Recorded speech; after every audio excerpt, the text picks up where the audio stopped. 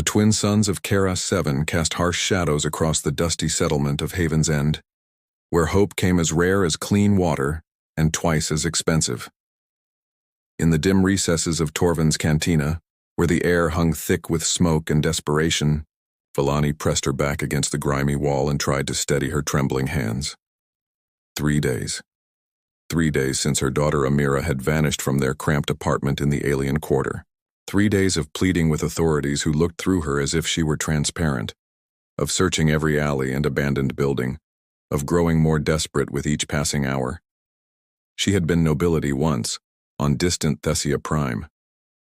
Lady Vellani of House Morath, with servants and guards and power that commanded respect. But here, on this forsaken frontier world, she was just another refugee with blue-tinted skin and nowhere else to turn. The modest savings from selling her family heirlooms were nearly gone, spent on futile bribes to officials who pocketed her credits and forgot her name. Across the cantina, she watched the human she'd been observing for the past hour. Darius. Kane sat alone at a corner table, nursing a glass of synthol while his dark eyes surveyed the room with the practiced awareness of a predator. She'd heard whispers about him, an ex-colonial Marine who'd fought in the Outer Rim Wars, now working as freelance security for anyone with enough credits. The scars on his weathered face and the careful way he held his left shoulder spoke of battles fought and barely survived. More importantly, he was human, and humans, everyone said, could be bought with the right currency. Vellani smoothed down her worn dress, once fine Thessian silk, now faded and patched, and approached his table. Her heart hammered against her ribs as she stopped beside him, waiting for acknowledgement. When he looked up, she was struck by the intelligence in his gray eyes, though they held a weariness that matched her own. "You're Kane," she said, her accent lending a musical quality to the harsh human words. "I need to hire you." He gestured to the empty chair across from him. "Sit. Tell me what you need." Vellani perched on the edge of the seat, her hands clasped tightly in her lap. "My daughter is missing. Amira. She's 8 years old, taken 3 days ago from our home in Sector 7. The local enforcement won't help. They say alien children run away all the time, that she'll turn up." Her voice cracked slightly. "But she wouldn't run. She's a good girl. She knows the dangers here." Kane's expression remained neutral. "Missing persons work is expensive, especially in the alien quarters. You have credits?" The question she'd been dreading. Vellani's throat tightened as she reached into her small purse and withdrew the last of her savings, barely enough for a week's food. She placed the meager stack of credit chips on the table between them. "This is all I have," she whispered. "But—" She forced herself to meet his eyes, hating what she was about to say but knowing no other choice. "I can offer something else. I know what human men want from Thessian women. My people are considered exotic, beautiful. I'm told I'm still attractive despite everything." She swallowed hard. "I'll give you my body in exchange for finding my daughter. Whatever you want, however you want it, for as long as it takes." The silence stretched between them like a taut wire. Kane's expression didn't change, but something flickered in his eyes. Surprise, perhaps. Or disgust. Vellani braced herself for crude laughter or immediate acceptance. She'd heard enough stories about human appetites. Instead, he pushed the credit chips back across the table toward her. "Keep your money," he said quietly. "And keep your dignity. I don't work that way." Confusion flooded through her. "I don't understand. If you won't take payment—" "I didn't say I wouldn't help." Kane drained his glass and stood, his movements economical and precise. "I said I don't work that way. Your daughter is missing. That's reason enough." Vellani stared up at him, her carefully constructed understanding of human nature crumbling. "But why? You don't know me. You don't owe me anything. On Thessia, we have sayings about humans, that you never act without profit, that compassion is weakness you've bred out of yourselves." Kane's smile was grim but not unkind. Then your sayings are wrong, at least about some of us. He extended his hand to help her up. Come on, let's go find your daughter. As Villani took his hand, feeling the calloused strength of his fingers, she wondered if everything she'd believed about humans might be as mistaken as everything else in her shattered world. For the first time in 3 days, she dared to hope. Kane's apartment was sparse and functional like the man himself. Military-issue furniture, weapons secured in a locked cabinet, and a communications array that spoke of connections beyond the frontier. Villani sat on his couch, watching as he pulled up holographic displays and began making calls to contacts across the colony. Missing Thessian girl, 8 years old, blue skin, silver hair. He spoke into his comm unit. Any whispers in the usual places? He paused, listening. Yeah, I know the type of bastards we're dealing with. Keep your ears open. Villani wrapped her arms around herself, fighting back images of what might be happening to Amira. Who are you calling? People who see things the authorities miss, Kane replied, switching to another channel. Informants, dock workers, security personnel who still have consciences. If someone's trafficking alien children, they'll leave traces. The word trafficking hit her like a physical blow. She'd known it was possible, but hearing it spoken aloud made her stomach clench with terror. Kane noticed her distress and sat beside her, his presence steady and reassuring. We'll find her, he said simply. I promise. The warmth in his voice surprised her. Throughout the morning, as he methodically worked his network of contacts, she began to see past the scarred exterior to the man beneath. He was patient with frightened informants, generous with payments to those who needed credits, and quietly furious when discussing the criminals who preyed on the vulnerable. By afternoon, they had their first lead. A dock worker had seen children being loaded onto a transport bound for the industrial sector, children who looked drugged and compliant. Kane's jaw tightened as he processed the information. Garrett Voss, he said, pulling up a file on a well-dressed human male. Runs several legitimate businesses in the industrial zone. Warehouses, shipping companies, employment agencies. Word is he's been expanding into more specialized services. Specialized how? Villani asked, though she dreaded the answer. Labor, trafficking, sometimes worse. Kane's hands clenched into fists. Alien children are valuable. They're small enough for dangerous jobs, frightened enough to be obedient, and if they disappear, few people with power care enough to investigate. Villani felt sick. We have to stop him. We will. But we need to be smart about it. Voss has protection, guards, connections with corrupt officials. A direct assault won't work. Kane stood and began pacing. We need intelligence first. Floor plans, security protocols, where he's keeping the children. I'm coming with you, Villani said firmly. Kane shook his head. Too dangerous. You're not trained for... She's my daughter. Villani rose to face him, her blue eyes blazing with determination. I won't sit here doing nothing while Amira suffers. I may not be a soldier, but I know how to be invisible, how to listen, how to blend in with other servants and workers. You'll need that. Kane studied her for a long moment, seeing the steel beneath her desperation. Finally, he nodded. All right, but you follow my lead, and if I tell you to run, you run. Understood? Understood. That evening, they sat in Kane's small kitchen, planning their reconnaissance. As they worked, Villani found herself stealing glances at him. His hands were steady as he sketched building layouts, his voice calm as he explained infiltration techniques. When he rolled up his sleeves, she noticed more scars, some from weapons, others from medical procedures. Where did you get these? She asked softly, touching a particularly prominent mark on his forearm. Kane stiffened but didn't pull away. Taurus Prime. My unit was tasked with evacuating civilian settlements before an orbital bombardment. We were too late for most of them. I'm sorry.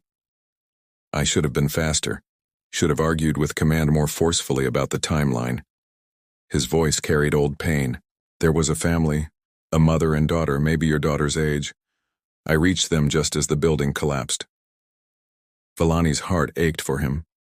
Without thinking, She moved closer and began gently tracing the scar. You tried to save them. Trying isn't enough sometimes. It is for me, she whispered. You're trying to save Amira. That means everything. Their eyes met, and something shifted between them. The professional distance Kane maintained began to crack, revealing the lonely man beneath. Vellani saw her own need reflected in his gaze, not just for physical comfort but for connection, for someone who understood loss and still chose hope. She leaned forward and kissed him softly. For a moment he didn't respond. Then his arms came around her, holding her close. When they broke apart, both were breathing hard. Vellani, don't say it's a mistake, she said. Don't say it's too complicated or dangerous. We're two broken people trying to save an innocent child. If we find comfort in each other, that's not wrong. Kane searched her face. You don't have to. I know I don't. That's what makes this different. She cupped his scarred cheek. I'm not offering my body as payment anymore. I'm offering my heart, because I want to. He kissed her again, deeper this time, and she tasted the desperation and longing he kept buried. As his hands tangled in her silver hair, she realized that somewhere between his first act of kindness and this moment, she'd begun to fall for the human who'd shown her what honor truly meant. When they finally parted, both knew that whatever happened in the coming days, they'd crossed a line that couldn't be uncrossed. They weren't just allies anymore. They were something more, something worth fighting for beyond the mission to save her daughter. We should rest, Kane said softly. Tomorrow we start watching Voss's operations. Vellani nodded, but neither moved to leave the other's arms. In the morning, they would face danger and uncertainty. Tonight, they held each other and pretended the galaxy beyond Kane's walls didn't exist. The industrial sector of Haven's End reeked of chemical processing and broken dreams. For 2 days, Kane and Vellani had observed Voss's operations from concealed positions, mapping guard rotations and cataloging the flow of workers in and out of his facilities. What they'd discovered made Kane's blood run cold. Children went in. They didn't come out. There, Vellani whispered, pointing toward a heavily guarded warehouse. That transport just delivered another group. I counted at least 6 small figures. Kane adjusted his surveillance scope, his jaw tightening as he watched drugged alien children being herded into the building like livestock. Among them, he thought he glimpsed silver hair that made Vellani gasp beside him. Was that? I can't be sure from this distance, Kane said grimly, but we're running out of time. If Voss is planning to move them off-world. He left the sentence unfinished. They both knew what happened to trafficked children who disappeared into the outer systems. That night, they sheltered in an abandoned factory, sharing rations and planning their next move. The building offered good sightlines of Voss's compound, while keeping them hidden from patrols. Kane had rigged motion sensors at the entrances and set up a small camp in what had once been a supervisor's office. I've been thinking about what you said, Vellani said quietly as they huddled around a small heating unit. About the family you couldn't save on Taurus Prime. Kane stiffened. Vellani, let me finish. She moved closer, her blue skin pale in the artificial light. You carry their deaths like a weight, but you've never talked about the ones you did save. How many evacuation runs did you make? How many families made it to the transports because of you? It doesn't matter, I failed when it counted most. You're not failing now. She reached out and touched his hand. You could have turned me away, taken easier jobs with better pay. Instead, you're risking everything for a child you've never met, for an alien woman who offered herself like a commodity. Kane looked at her. Really looked. Her dress was torn from crawling through industrial debris, her silver hair matted with dust, but her eyes held a fierce determination that made her beautiful in ways that had nothing to do with Thessian genetics. You're not a commodity, he said softly. You're the bravest person I've ever met. The words hung between them, heavy with meaning. Vellani's breath caught as she saw the way Kane was looking at her, not with pity or desire, but with something deeper. Respect, admiration, love. Darius, she whispered, using his first name for the first time. He cupped her face gently, his thumb tracing the elegant curve of her cheekbone. We shouldn't. Not here, not while... Especially here. Especially now. Her voice was fierce. We might not survive tomorrow. If these are our last hours, I want to spend them feeling alive. When he kissed her, it was with desperate hunger. All the tension of the past days, all the fear and hope and growing attraction exploded between them. Villani's hands fumbled with his jacket, needing to feel his skin, to anchor herself to something real and warm and good. Kane lifted her easily, carrying her to the makeshift bedroll they'd set up in the corner. In the dim light, he worshipped her body with reverent touches, learning the texture of her blue skin, the way she gasped when he found sensitive spots unique to her species. When she arched beneath him, calling his name in musical Thessian, he felt something inside his chest crack open. A part of himself he'd kept locked away since the war. Afterwards, they lay entwined, sharing warmth and whispered confessions. Villani told him about her life on Thessia Prime, the political marriage that had brought her wealth but no love, the joy she'd felt when Amira was born, the courage it had taken to flee with her daughter when revolution came to their world. I was supposed to marry for alliance, she said, tracing patterns on his chest. Produce heirs and look decorative at state functions. But I wanted more for Amira. I wanted her to choose her own path. She will, Kane promised. We'll make sure of it. Kane shared his own story, the family farm destroyed by raiders, his younger sister killed in the attack, his burning need to protect others that had driven him to enlist, the medals and commendations that meant nothing beside the faces of those he couldn't save. I used to think honor was about following orders, he said. Completing the mission no matter the cost. But meeting you, helping you, this feels more honorable than anything I did in uniform. Dawn was breaking when the motion sensors chimed, alerting them to approaching patrols. As they hastily gathered their gear, Kane caught Villani's hand. Whatever happens today, know that I know, she said, standing on her toes to kiss him. I feel the same way. They moved through the early morning shadows toward Voss's compound, carrying between them not just weapons and equipment, but the fragile hope of a future together. Kane had the schematics memorized, the guard rotations. Time to the second. In 30 minutes, the shift change would give them a brief window to breach the perimeter. As they reached the outer fence, Villani pressed something into Kane's hand, a small pendant with Thessian script. It's a protection charm, she explained. For Amira, so she knows I never stopped looking for her. Kane pocketed the pendant carefully. We're going to get her back. All of us are walking out of there. But even as he spoke the words, the weight of his weapons and the familiar pre-battle tightness in his chest reminded him that some promises were easier to make than keep. In the distance, Voss's compound waited like a predator, holding its secrets close. The real fight was about to begin. Kane moved through Voss's compound like a ghost, his military training flooding back with deadly precision. The shift change had gone exactly as predicted, leaving a crucial gap in the perimeter defenses. Behind him, Villani followed silently, her natural grace serving her well in the shadows between buildings. The compound was larger than it had appeared from their surveillance position, a maze of warehouses, processing facilities, and administrative buildings. Kane led them toward the structure where they'd seen the children being taken, his sidearm drawn and ready. Motion detectors ahead, he whispered, pointing to nearly invisible sensors mounted on the warehouse corners. Stay close and move when I move. They danced between sensor coverage, Kane's knowledge of military-grade security systems proving invaluable. At the warehouse's side entrance, he worked quickly with lock-breaking tools while Villani kept watch. The door yielded with a soft click. Inside, the warehouse was a nightmare of industrial storage and human misery. Rows of cages lined the walls, each holding alien children in various states of sedation and despair. The air reeked of fear and unwashed bodies. Kane's vision went red as combat instincts merged with righteous fury.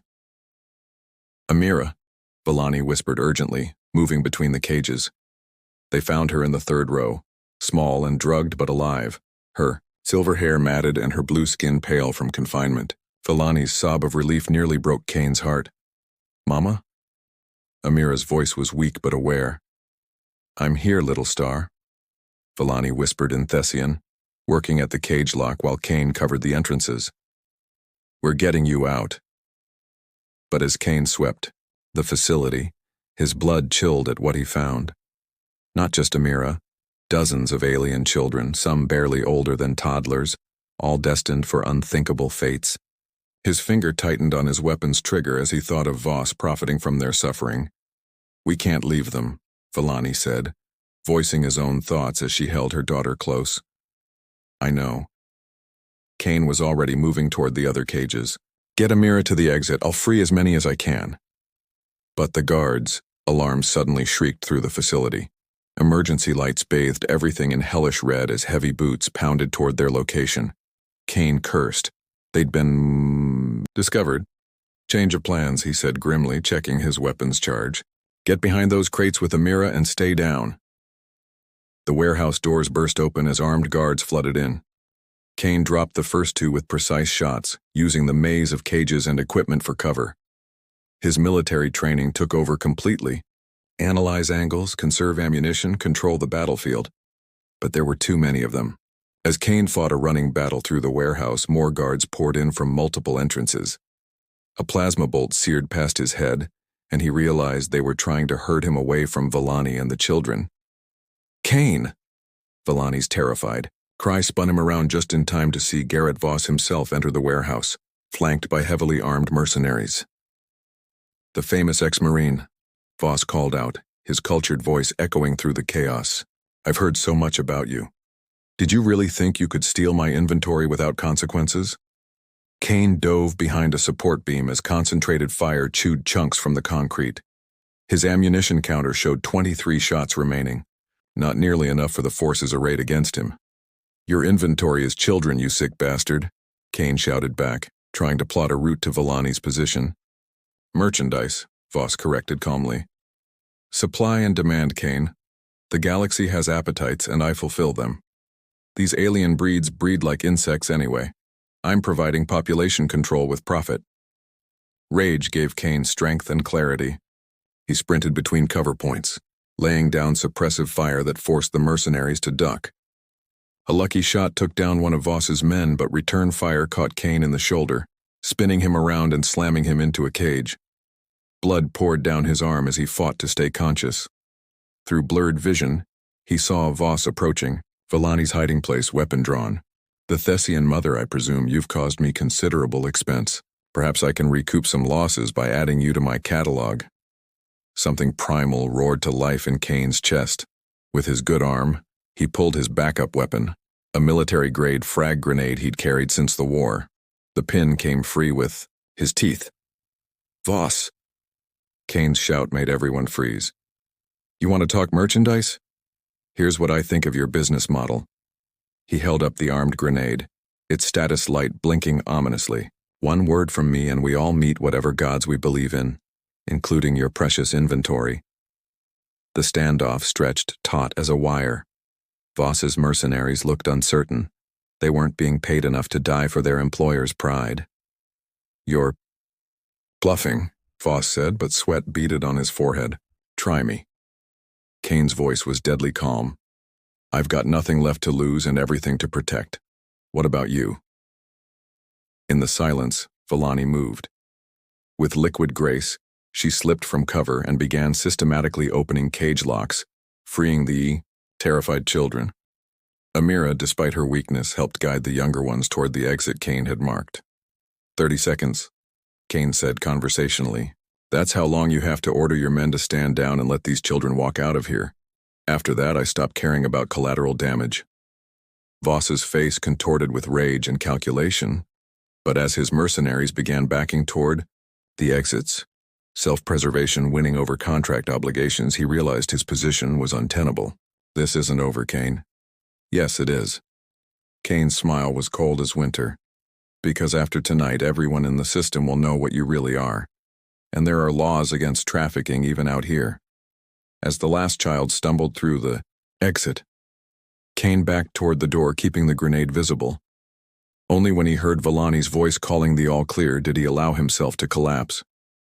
The warehouse faded around him as blood loss took its toll, but not before he saw Amira helping, her mother bandage his wounds with strips torn from her dress. The little girl's eyes, so much like her mother's, held a courage that gave him hope.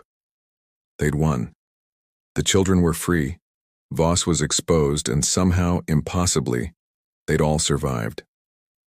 As consciousness faded, Kane felt small hands taking his and heard Amira whisper in accented standard, "Thank you for finding me, Papa Kane."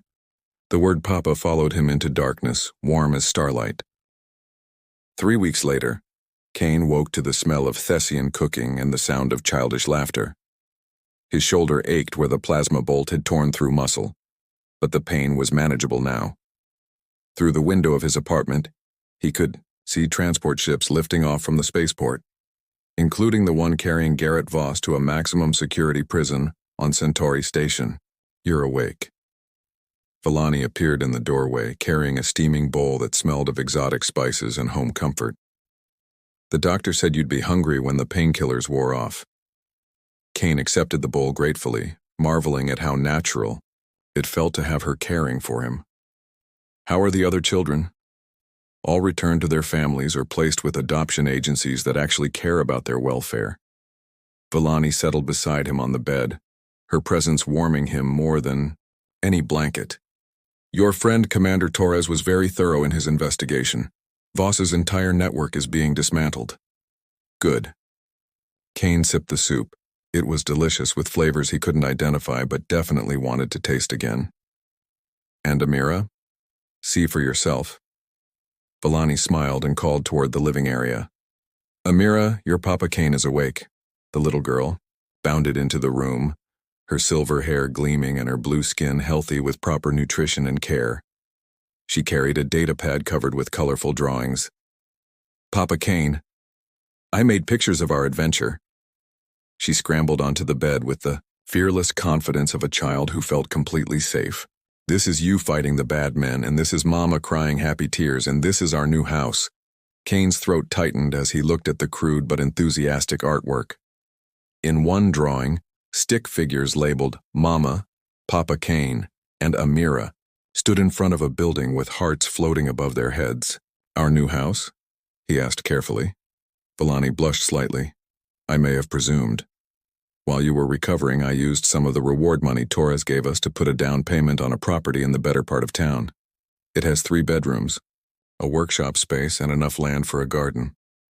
She looked uncertain. "I thought perhaps you might want to share it with us, if you're interested in that kind of future." Kane set down the soup and pulled both of them close, ignoring the protest from his healing shoulder. "I can't think of anything I want more." The truth was, he'd been dreaming of exactly this while drifting in and out of consciousness, not just the physical recovery, but the emotional healing that came from having people who needed him for the right reasons. People he could protect not out of duty, but out of love. "I've been thinking about what comes next," he said, as Amira settled against his uninjured side like a contented cat. "Torres offered me a position with Colonial Security, hunting down trafficking rings across the frontier. Good pay, official authority, a chance to help other families like yours." Villani nodded approvingly. "You were born to protect people, Darius. It's who you are." The job would mean travel, sometimes dangerous assignments. Kane looked between them seriously. "I won't do it if it means leaving you both behind or putting you at risk." "Then don't leave us behind," Amira said simply. "Mama's really smart. And I'm brave like you. We could help." Villani laughed, ruffling her daughter's hair. "What she means is that we're a family now. Families face challenges together." Kane felt something in his chest that had been broken for years finally click back into place. Family. The word had painful associations with loss and failure. But here, now, it meant hope and healing. "There's something else," he said, reaching into the bedside drawer with his good arm. He pulled out a small velvet box and handed it to Villani. "I know it's fast, and I know we come from different worlds, but Villani opened the box to reveal a simple but elegant ring. Not traditional Thessian design, but something uniquely beautiful that seemed to bridge their two cultures. The metal was platinum inlaid with a blue stone that matched her skin tone perfectly. Darius, she breathed, tears gathering in her eyes. I know we've only known each other a few weeks. Kane rushed on, suddenly nervous. And I know the circumstances were extreme. But what I feel for you, for both of you, it's real. It's the most real thing I've ever experienced. Amira bounced excitedly on the bed. Are you asking Mama to marry you because she already said yes? Amira. Villani laughed through her tears. I did not. You did too. Last night when you thought I was sleeping, you told Papa Kane's picture that you loved him and wanted to be his wife forever and ever. Kane grinned at Villani's mortified expression. Is that true? Instead of answering directly, Villani took the ring from the box and slipped it onto her finger. It fit perfectly. Ask me properly, she said softly. Kane shifted on the bed, wincing slightly as he took her hands in his. Lady Villani of House Marath, will you do me the honor of becoming my wife? Will you let me be a father to Amira and build a life together that neither of our worlds thought possible? Yes, she whispered, then louder. Yes, you wonderful, stubborn, heroic human, yes to all of it. Amira cheered as they kissed, then inserted herself firmly between them for a family hug. Can I be in the wedding? And can we have cake? And can we invite Commander Torres? He's nice and he gave me candy. We can have anything you want, Kane promised, marveling at how quickly his life had transformed from empty to overflowing. But first we need to get well and strong, buy furniture for our new house and figure out how to merge Thessian and human wedding traditions. I know someone who can help with that, Villani said mysteriously. There's a cultural liaison on the other side of town, another refugee who specializes in interspecies ceremonies. I may have already contacted her. Kane laughed, the sound rusty from disuse but growing stronger. You've been planning this longer than I thought. From the moment you refused my offer in that cantina and chose to help anyway, Villani admitted. You showed me what humans could truly be, not the stories we told ourselves about your kind, but the reality of compassion and honor. You gave me hope when I had none left. You gave me something too, Kane said seriously. Purpose. A reason to be better than I was. A family worth protecting. 6 months later, they stood in the garden of their new home, surrounded by friends from across the species spectrum. Commander Torres served as Kane's best man, while Amira scattered flower petals and declared herself the most important person at the wedding. The ceremony blended Thessian and human traditions in ways that surprised and delighted everyone present. As they exchanged vows under the alien stars of Keras 7, Kane reflected on the journey that had brought them here. What had started as a desperate plea from a frightened mother had become something neither of them could have imagined. A love that transcended species, a family forged in crisis and strengthened by choice, and a future bright with possibility. I love you, Mrs. Kane, he whispered as they danced to music that combined Earth classical with Thessian harmonics. I love you too, my heroic husband, Villani replied, her blue skin glowing in the soft garden lights. Thank you for showing me that some humans are worth believing in. Near the edge of the garden, Amira played with other children, human, Thessian, and species Kane couldn't even identify. But they played together without fear or prejudice, and in their laughter he heard the sound of a better future taking root. The frontier was still dangerous, trafficking still existed, and there would always be those who preyed on the vulnerable. But there were also people willing to stand against the darkness, to choose compassion over profit, and to build bridges between worlds that had known only suspicion. As Villani spun in his arms and Amira's laughter filled the night air, Kane knew that some rescues saved more than just the person being rescued. Sometimes, if you were very lucky, they saved the rescuer too.